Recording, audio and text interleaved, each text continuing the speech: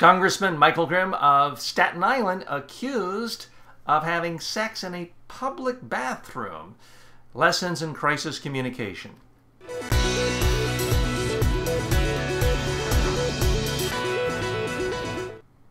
Okay, folks, here are the facts. Congressman Michael Grimm is a single man, a Republican from Staten Island, and was actually in a bar the other night, right around the corner from me here in Brooklyn, believe it or not.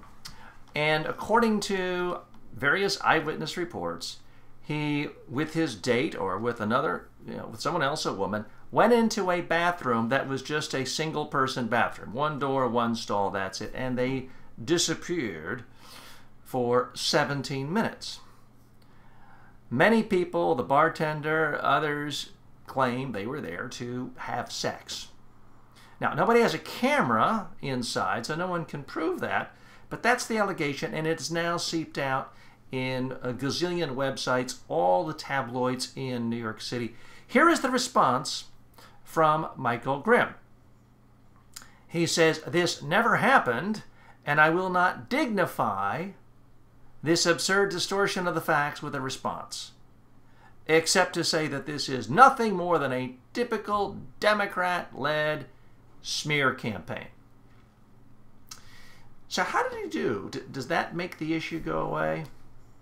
I have to give that very weak marks when it comes to a response to the media during a crisis. Again, here's the problem. To many people, this reminds folks of the episode on Scandal, where a congressman is caught having sex with a woman, not in a public bathroom, but in a public office, his own congressional office.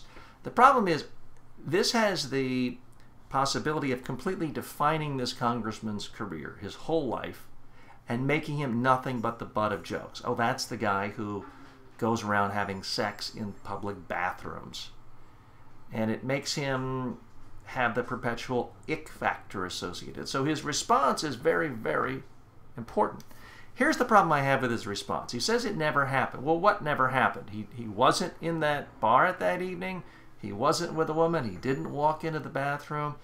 That's vague and fuzzy. Next, he says that this is a typical Democrat-led smear campaign.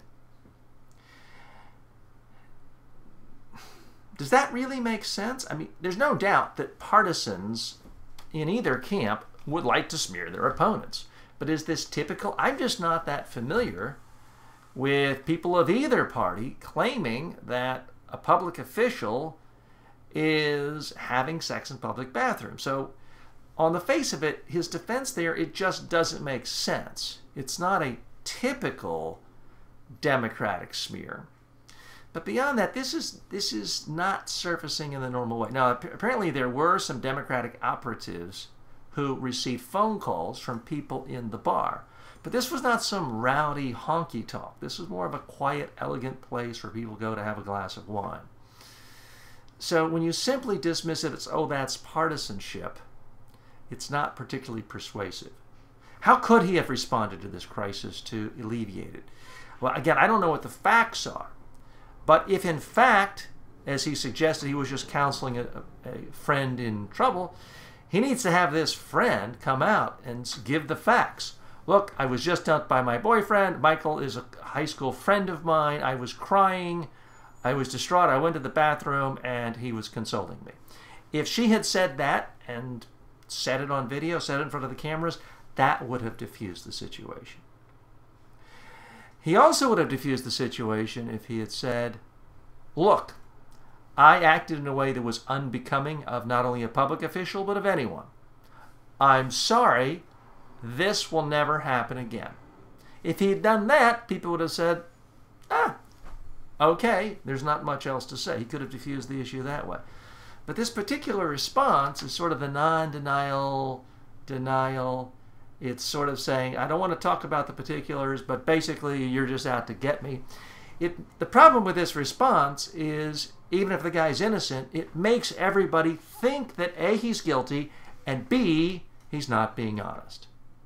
That's the worst of all possible worlds. That's the worst type of response you can give to the media during a crisis, when it doesn't seem credible and so that you're guilty of the initial, I don't think it's a crime, but the underlying offense, and B, that you're now lying about it.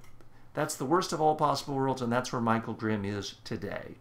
United States representative from the great state of New York.